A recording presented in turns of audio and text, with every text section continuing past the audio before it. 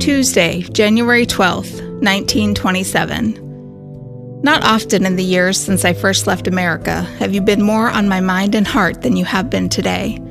Before I was fully awake, I heard in the deeps of consciousness, "This would be the 12th of January, George." And all day long on this anniversary of our wedding day, I walked and sat with the memory of you. The morning was soft, gray, and sweet-scented. After breakfast, I went out with you and looked at the daffodils and crocuses, coming. New crocuses pushed their way to the light every day, such darling little green whisks. Some of the daffodil points plainly had been walked on. Oh, David Scott and your wild dog Corey. I set up bamboo sticks with cards dangling from green ribbon warning, "Daffodils!" Then with Flora, I went to feed our swan Peter. But he had vanished from Garden Pond.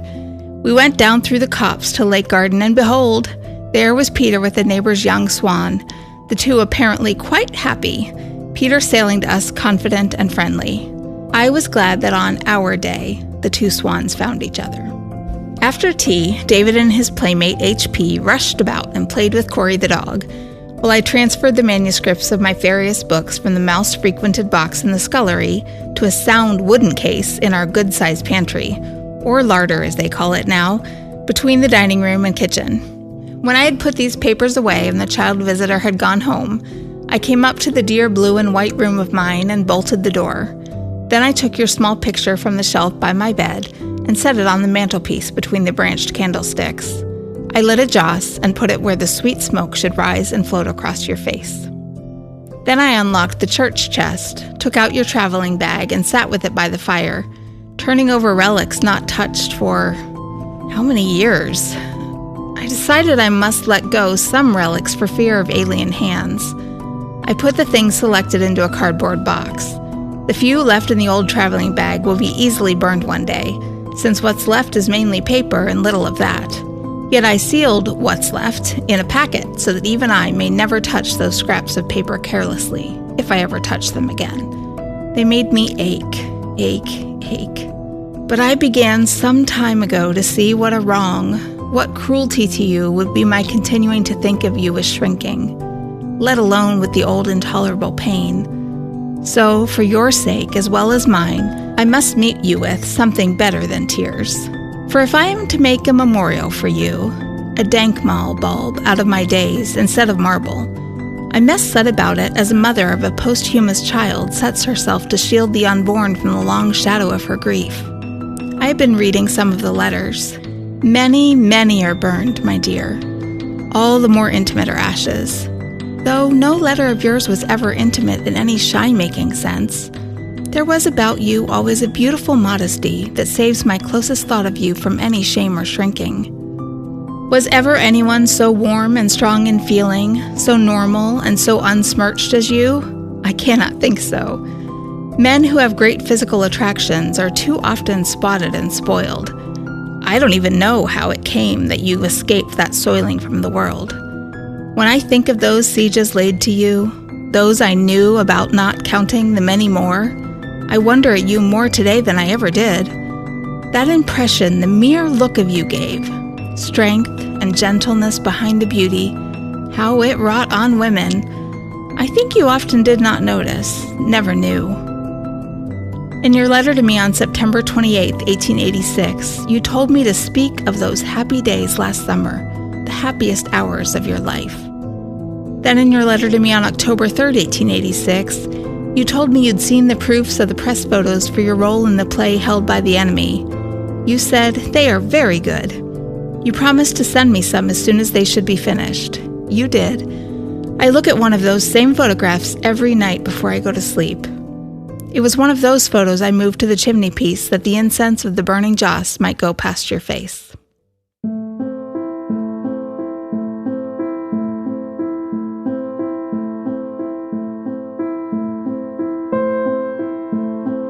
Welcome to the Elizabeth Robbins Diary podcast. I'm your host, Natalie Kaler. In Season 2 of this podcast, we are covering people and events that deeply shaped the woman Elizabeth became. This episode tells the story of Elizabeth's husband, George. It probably seems odd that he hasn't been mentioned till now, so let me explain.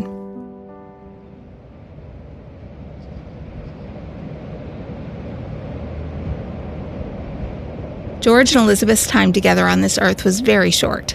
They met when she was 21 and he was 28. He died less than 4 years later. Much more to the point, few of the documents about their relationship survive, making accurate research a challenge. Entire weeks have been ripped out of Elizabeth's diaries, and what she wrote in the decades following his death is often heavily revised. Elizabeth explained this revisionism in an undated note found in her writings on George. She said, "As we grow older, as we come nearer to being ourselves among the dead, as we thus draw nearer to them in time, so we draw nearer to them in spirit and in understanding. That it should be so seems part of the economy and, in its effect, the kindness of the life plan. This heightened sense of kinship with the dead is the date stamp on the coin. On the other side, more and ever more worn, less and less decipherable, the time marks of forgetting show their beneficent part in softening for us the fierce pain tearing asunder the ties of life. What have the young to do with the dead? They are either indifferent or frightened. They turn away. The time is not yet for them to feel the blessedness of the final peace. They feel as yet no companionship with the millions who are dust."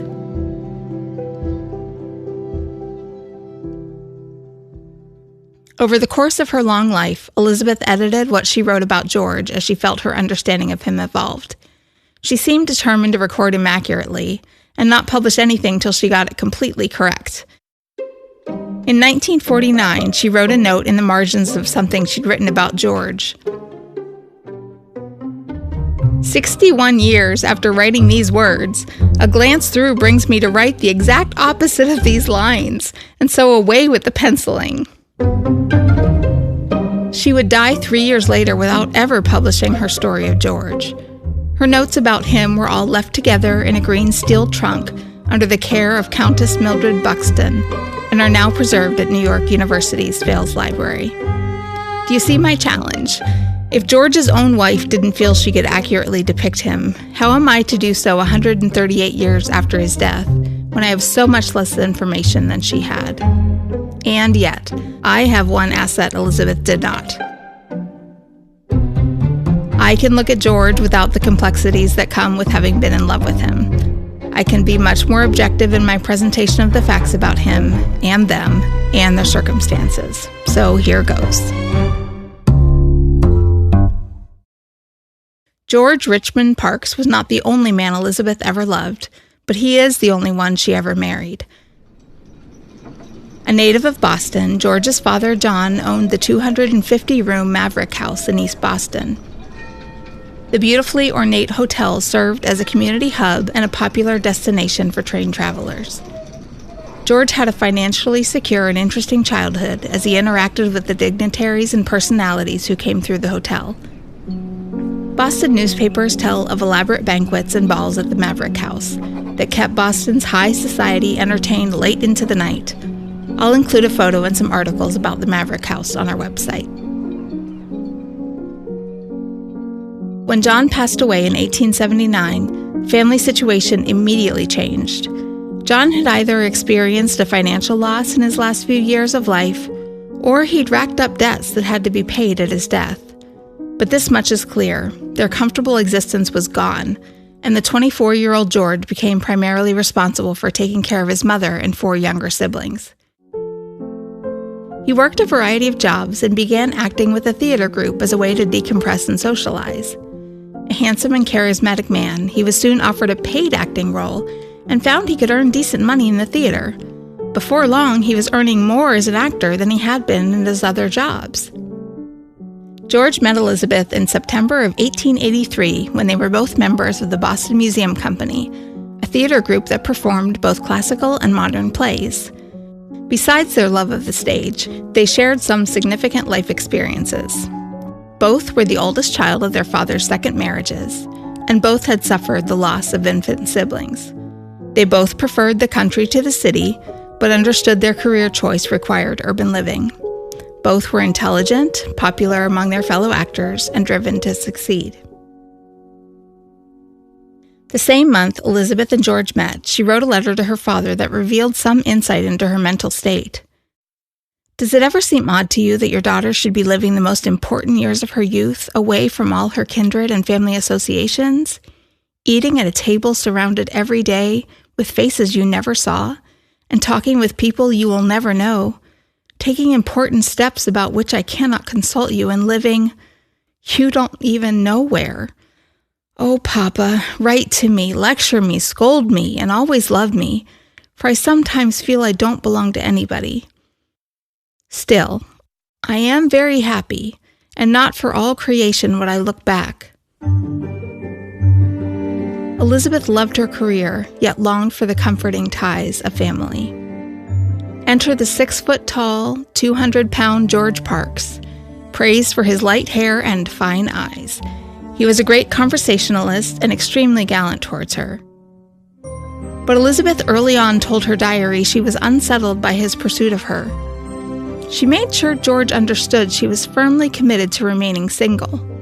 She wrote to her grandma, "I do not intend ever to marry. I have always said so, and unlike most girls, have meant it."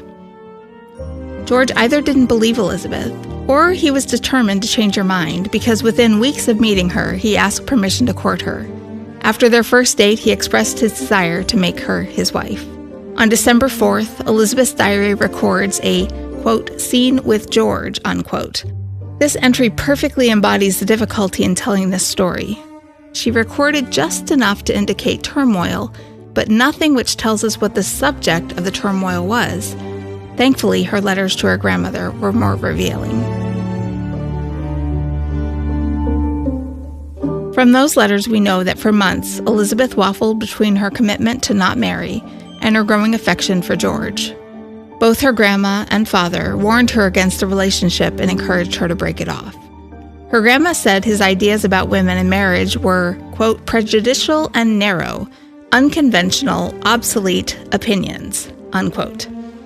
But each time Elizabeth tried to end their courting, she found George to be excellent at debating her out of it. Every single time she broached the subject, he disarmed her arguments against the match. Giving up on telling him in person, she decided to break up with him in a letter. She also asked her father to send her 13-year-old brother Saxton to live with her as a companion and sort of chaperone to provide her an extra layer of fortitude. Elizabeth labored hard over her wording of the breakup letter and mailed it off. As soon as he received it, George returned Elizabeth's letter to her, told her he did not accept it, and continued to shower her with affection and gifts. As she waffled back and forth throughout 1884, in desperation, George wrote her that he would end his life before he'd live without her.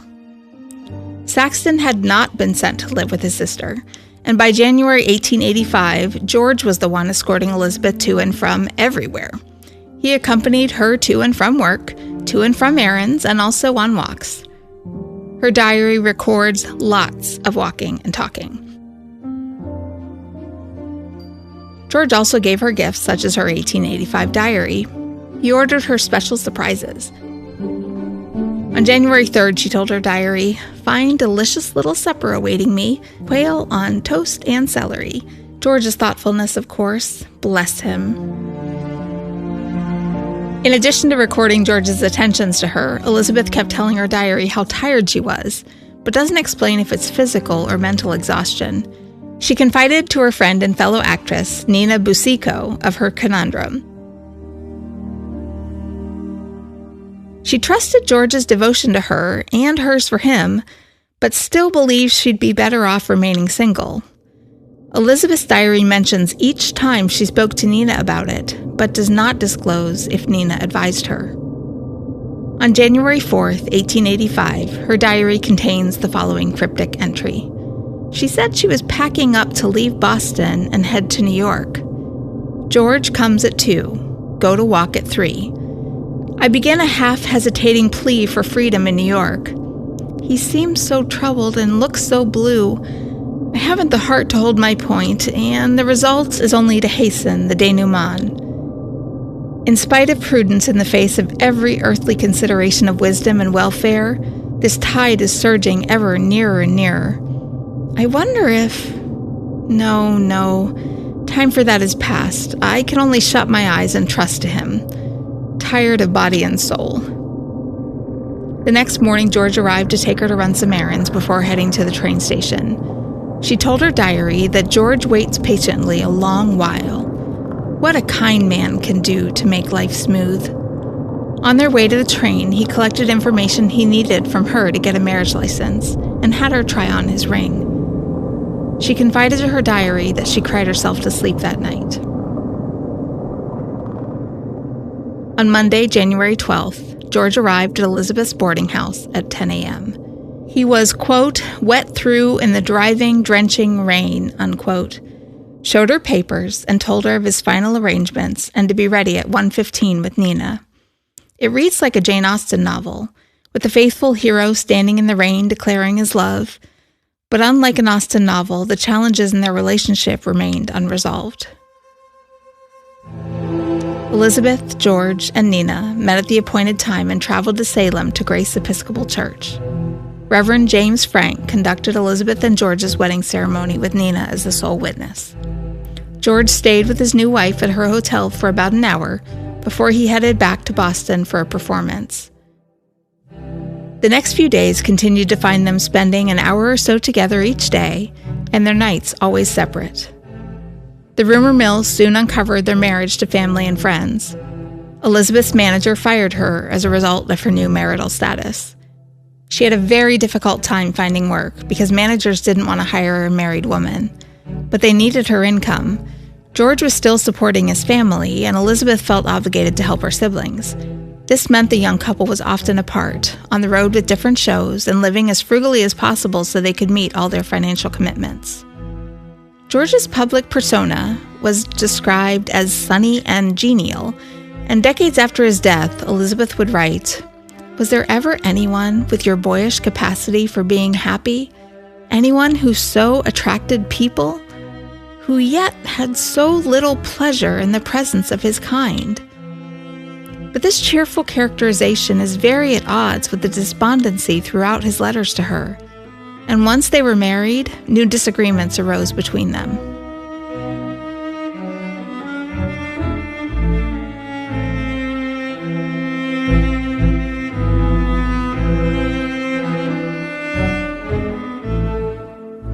Although before the marriage, George had indicated he was fine with Elizabeth continuing her acting career. Once they were married, he began saying otherwise. It was exactly as her grandmother had predicted. It wasn't necessarily because their careers physically separated them. Elizabeth found out she could have been cast in a play George was in, but he had turned it down without telling her. He wanted her to retire completely. He tried to paint a lovely domestic picture of him working some kind of retail job and coming home to spend evenings with her, but she was not convinced. She loved her work and intended to keep doing it. At the same time, he also must have understood the financial impossibility of her quitting her job. I don't want to leave the false impression that their passion for acting was keeping them from attempting more financially beneficial careers. Both George and Elizabeth were earning well. In 1886, George made a salary equivalent to about $128,000 in 2025. Elizabeth's salary on top of that gave them a combined income equal to $227,473 today. So they were making good money and becoming more famous in the theater world. George had initially been playing villains, but had finally gained a leading romantic hero role as a Union soldier in Held by the Enemy. The Wilmington, Delaware Morning News said his performance was manly and effective. The Cleveland Leader newspaper called the play the greatest American drama ever written. Even an illness that damaged his voice was written as a positive by reviewers. The Inter-Ocean in Chicago wrote, "Rarely is a heroic part treated in as manly, dignified, and natural manner as Mr. George R. Parks portrays the character of Colonel Charles Prescott. And if the cold he has contributed anything to the moderation of his speech, let Mr. Parks regard it as a happy accident and professionally adopt what chance enforced. His quiet earnestness, together with his intelligent bearing, made his work more impressive than could twice the vocal energy. The theater reviewer for the Hartford Daily Courant said, "It is a fine play. Its dialogue delightful and refined, its court-martial scene very realistic, and its comedy possibly the best I have ever seen. I have never enjoyed a play more, and that others agree with me is proven by the overflowing audience which nightly fill the theater. The playwright, Mr. Gillette, has therefore given the theatrical literature something that will live on." And the play did live on. In 1920, it was made into a much-acclaimed silent film. But beyond the story of the play, Mr. Gillette introduced American audiences to a different kind of storytelling. Instead of melodramatic methods, he tried to make the story realistic. While it seems like talking about this play as a side note, it's not. This is really, really important, because this kind of realistic drama would become the kind of production Elizabeth would be drawn to, and that would eventually lead to her fame in Henry Ibsen's plays. Although George was the actor cast and held by the enemy, the role marked a pivotal change in Elizabeth's stage career. It was a defining moment.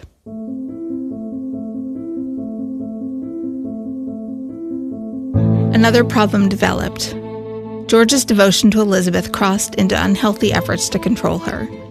She wrote to her father, "He hates to see me poring over books. We have awful times when I want to read at night after the theater. In a rash moment, I told him once that Mrs. Longstreet advised me to write a book. How he blazed. He replied that was grounds for divorce. Said the writing of a book was a separation of husband and wife, the ruin of a home." Despite these areas of contention, they did appear committed to their love for one another. Each would break away from their tours to visit the other when possible. Elizabeth's diary indicates they corresponded frequently, but they had not found any solutions to their troubles, and then more troubles arose.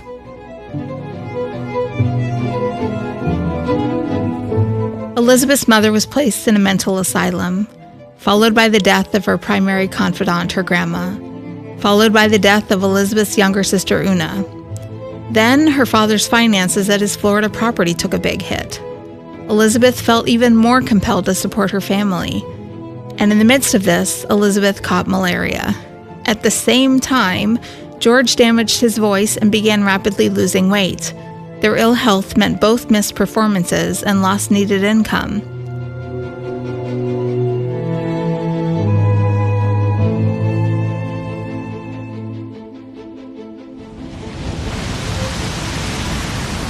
Then, Elizabeth's stage costumes, which she was required to purchase for herself, were all destroyed in a flood at her theater. In order for her to get back on stage, she would need to have her dressmaker remake every outfit required by her characters. It was an unexpected and massive expense equal to several months' salary. The start of 1887 found Elizabeth in Florida trying to help her father and brothers at their farm. Her diary entry on January 12, 1887, reflects the odd place the couple was in.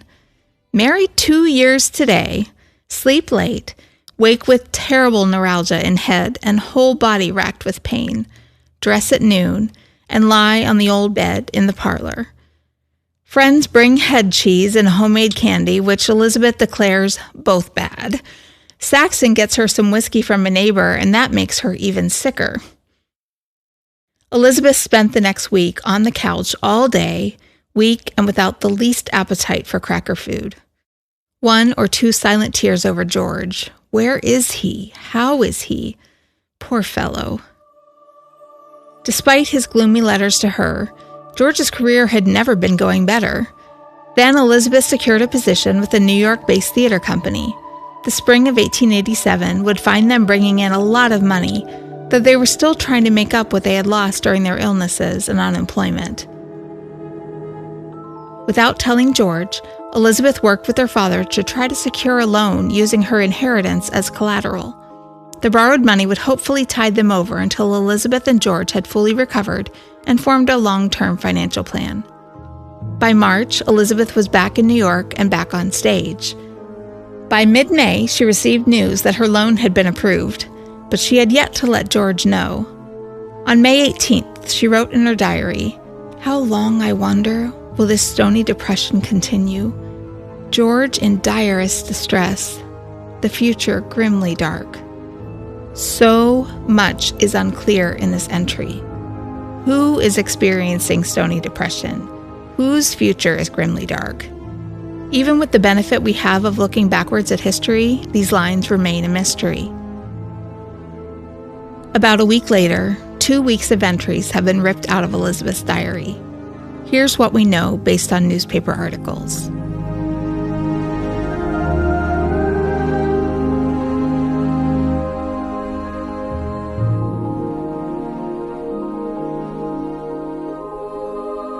On June 1st, Elizabeth and her mother-in-law, who are both in New York, received cryptic letters from George. Then, on June 3rd, Elizabeth received a telegram from a friend informing her George was missing. Here's what the New York Times reported on June 7th. The mysterious disappearance of George R. Parks, the actor, is just now the talk of the town. He left his apartment at the Tremont House last week with no information of his intention to leave the city. At first, it was supposed that he would turn up in a day or two, and the idea of a disappearance was scouted. His wife and mother have been in New York, and they arrived in Boston today. Mrs. Parks does not believe that her husband has committed suicide, but thinks he was laboring under a fit of temporary insanity and will come back in a few days at most. Nevertheless, she is greatly depressed and evidently feels more anxiety than she is willing to admit. She said to a reporter today, "Early last week, while in New York, I received a letter from my husband saying that he was tired of his embarrassment and did not know what he should do. That was the only reference he made to trouble of any kind, and there was nothing about the letter to indicate that he was going away. Consequently, I did not feel alarmed until Friday morning when I received a telegram from my friend in Boston, who told me that George had left Boston and no trace of his present whereabouts could be found. On the receipt of this, my mother-in-law and myself at once started for Boston. I cannot account for his disappearance unless it was caused by the trouble which he mentioned in his letter to me. He was not a spendthrift, but his traveling with his company for the last few years has proved very costly to him, and his debts have worried him a great deal."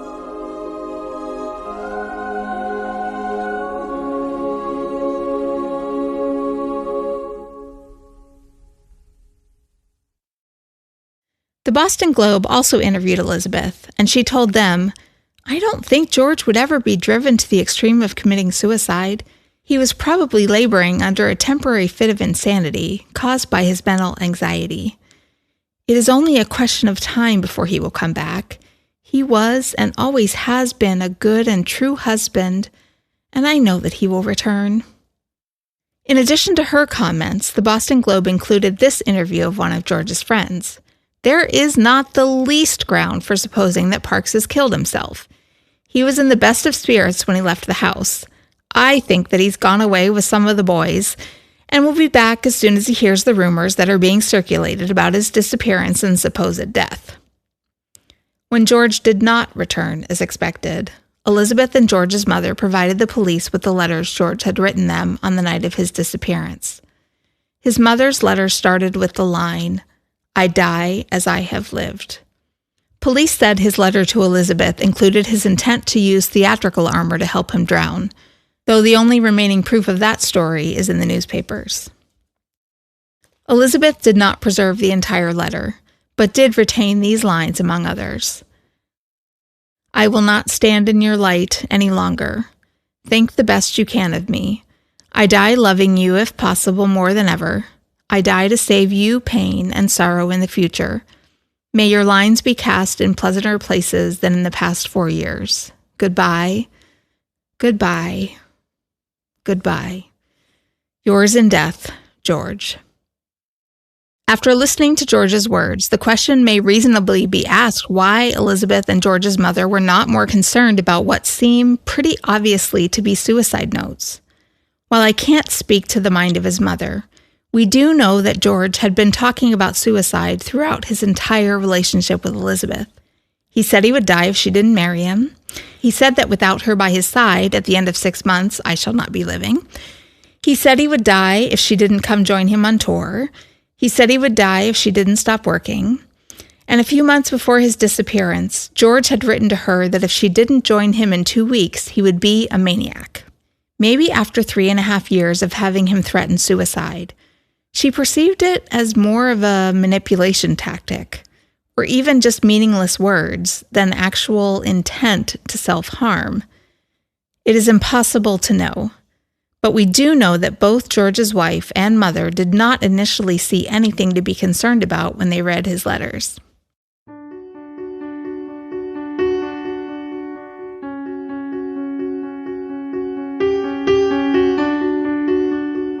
Thank you for listening to the Elizabeth Robbins Diary podcast. Would you please consider following and rating the podcast? If you follow us, you'll be notified each time we release an episode. And rating is an easy and free way to help us grow the platform. You may also help us by subscribing to our Patreon account. Your financial support goes directly towards paying the production costs, and you also get perks like exclusive articles and free merchandise. I am deeply appreciative of our mightily talented podcast team. Lief Thomason of Odd Life Studios produces this content as well as editing, mixing, and mastering it. Elisa Babor and Barry Mindel of Roots Creative Co. designed our amazing website and graphics. Randi Olsen of Live Oak Theater wrote and performed our theme song, Time is Whispering. The diary entries and majority of the letters referenced in this episode are part of the Elizabeth Robbins Papers at New York University's Fales Library. The Mark Twain letters are courtesy of the Mark Twain Foundation and were copyrighted in 2001. Special thanks to Bob Hurst, the general editor of the Mark Twain Project, for sharing the letters with me. And of course, Elizabeth Robbins, who faced tragedy after tragedy and each time chose to persevere and overcome. In a letter to George, Elizabeth wrote, "The world seems very dreary till I say to myself, I'll spend the morning with my husband. How hurt and grieved, how utterly miserable would he be if he could see my desolation now and feel powerless to help me. I must prove that love is deathless, and that union in spirit is true marriage. His dear letters last night have put me into blessed rapport with him. I am fully conscious once more of the might of his great love, and I will hold it close to my aching heart and let it comfort me afresh." In one of those dear letters, he says, "Ah, would the little wife were waiting for me upstairs with a joss burning. And so, dear heart, I light a joss before your picture, and I am waiting for you once again."